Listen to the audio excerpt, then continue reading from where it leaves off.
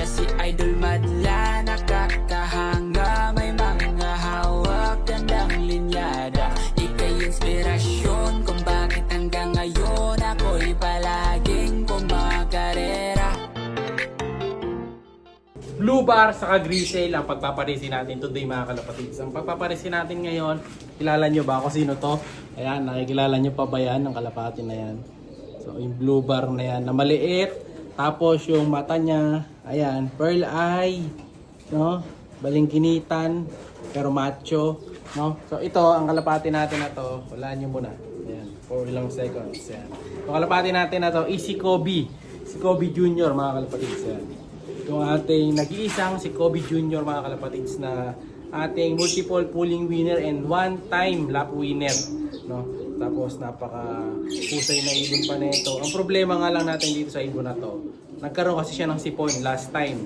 Pero yung ilong niya, medyo okay naman ang ilong mga kalapatids. Ayan, no? Oh. Okay na, pure white na yung ilong niya. So wala na sigurong sipon to. No, so pero under ano pa siya? Under observation. So paparisan ko siya ngayon ng isang Grisel na off color. Ang ipaparis natin ito. Ayan, tingnan niyo nga. Ayan. Ayan, ang ipaparis natin mga kalapatids ay si Louis Chu. Yung Louis Chu dun sa likod, ito kinuha ko na. Para sila magpares. Tingnan natin kung mag-ano na. Medyo magugustuhan na ni Kobe. Ayan. Actually, ilang araw na silang magkasama sa cage. Pero di pa ako sure kung magpaparis na kagad nga sila. Ayan. Sana magparis agad. Ngayon, lagay natin sa loob ng cage. Tingnan natin kung paparis ha. Unahin natin si Kobe. Si Kobe dito nakapwesto. Dahil ngayong week na to, ito na yung week ng pairing week ko mga kalapatid. Kung saan magpaparis-paris na ako ng mga ibon. So ito yung Grisel. Pakita ko sa inyo yung Grisel natin. Louis Chu. So nung last time binebenta ko to, pero yun nga, hindi nga siya na out. So gagawin na natin siya munang pang breed, no? So solid naman to, Louis Chu bird. Kaya sigurado maganda. Ayun, Grisel. Ganda oh.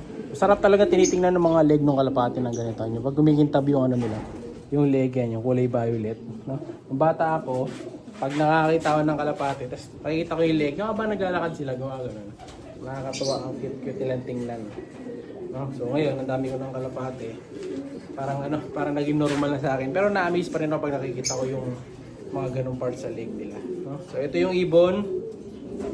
No? So ano siya, 25 to na PHA. Ayan. Tapos yung kuko niya, halos ano naman, white, isa lang yung black. Ayan. So simulan na natin. Lapit ko sa inyo. Ito na, simulan na natin ang pairing. So si Kobe, ayan oh. Ang lakas ng bumarabara ko. Hey boy, huwag ka mahiya. Tapos ito yung babae, napapares ko. Actually, magkatabi na sila dito ng ilang araw eh. So bali, halos ngayon pa lang natin sila pagsasamahin ng todo dito sa cage. So expect ko na medyo susugod-sugurin ni Kobe to. Pero hindi naman pumapalag yung babae. Ayan oh. Basta wag lang papalag yung mga hen. Hindi naman sila mabubugbog masyado. Ayan o. Mga ganyan-ganyan lang naman. Pero kung sakali, hindi magpares kagad, talagang ginugulpi ni Kobe, pabalik natin muna dito sa kabila. Ayan, may nakaready naman na tayong painuman eh. Pero sa tingin ko, magpapares na to.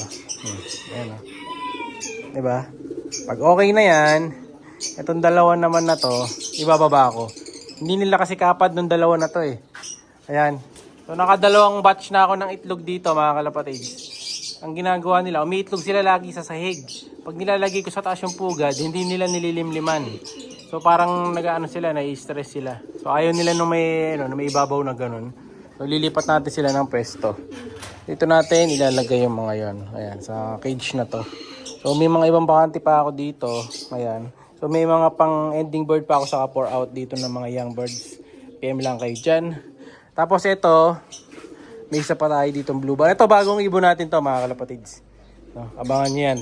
Pa-vlog ko yan sa susunod na mga vlog natin. So may mga bakati na akong cage. Lalagyan natin ng mga kalapati yan ngayon. Ayun pa. 1, 2, 3, 4. Yung anak ni, ano na yun, yaman muna doon. Pero ibababa natin sila siguro. Baka ibaba ko tong dalawa na yun doon sa baba. No? Or dyan na muna sila. Tingnan natin kung paano diskarte. Tapos may mga ililipat din tayo mga ibon today. Ang dami nating gawain today. So pinakawala ko na rin yung mga one-time birds ko na naka-training, syempre. Ayan o. Hingal na hingal lang, hingal lang. Ako yung hinihingal Hingal na hingal lang nga sila dyan eh. Ayan o. Ngal-ngal yung dalawa nating one-time birds dyan. Tingnan natin kung magiging batcher na ba sila dito. Pero hindi pa sila rumoronda. Ganyan-ganyan lang. Angat-angat lang sila mga kalapatids. Medyo ano pa, takot-takot pa. Ako din takot kaya hinahayaan ko na lang sila dyan. No? So ito, may bakante rin ako dito. Cage. Dito may dalawa. Pero yung dalawa na to, malapit na mag-graduate sa reconditioning program ko.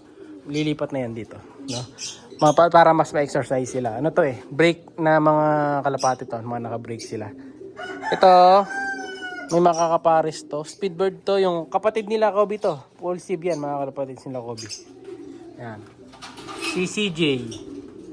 Yan. Paparisa naman natin to ng ibang kalapating speedbird. Baka, ay dati na niya ayun. Baka yun yung makapares niya. Hinandun. Sa sulok. No? Tapos ito break to Ito magagamit na. Pati to. Yung ibon ni Mentor, ang tagal na nito mga kalapatids. Hindi ko nagagamit. 1 year na yata. Yan, ito yung nabili natin ng halagang 10k ito mga kalapatids. Gagamitin ko na rin yan. No? Hanapan lang natin ng magandang maipapares. Ito rin. Pati yung pula na to. Pero ito mga break to. Ayan, break lahat na yung iba. No? Ayusin natin yung mga pwesto ng mga ibon natin today. Ang dami natin ngayon. Pending job. So ito sila yung pinagpares natin. Pero hindi pa sila pwedeng lagyan ng katabi dito kasi mag-aaway pa. So ano muna sila, tabi-tabi. So yung mga to, yun, kung paparisan ko yun, tatalisin ko na dun sa cage. Ito magtatabi na silang dalawa sa isang pwesto dito. Magkatabi na sila niyan. Tapos para magamit ko ibang mga cage bilang pairing box. No, lalagyan na natin yung mga divider na ganito. Ayan. Ayan. Tapos yung mga magkakapares, yung unang magpe-pair, yun ilalagay natin dito, yung mga walang divider. Ayan. Ito lalagyan natin, magpaparisa natin. 1, 2, 3, 4, 5, 6, mga 6 pairs mga kalapatid sa magagawa ko pala. Hanggang 7 pairs muna. So pipili lang ako dito sa mga to. Ayan. So isa-isa ko sa inyo papakita. No, pili mo na ako mga kalapatid. Babalikan ko kayo. Ayun na nga. Yung isa nating blue bar medyo nag-explore na. Ayun o. Uy. Gumaganyan-ganyan na sila. Maganda na rin naman yan. Napapractice sila ng ganyan. Nalipat-lipat. Diba? Sasanay na sila. Sige, talon. Balikan natin sila ulit mamaya. Iwan muna natin dyan.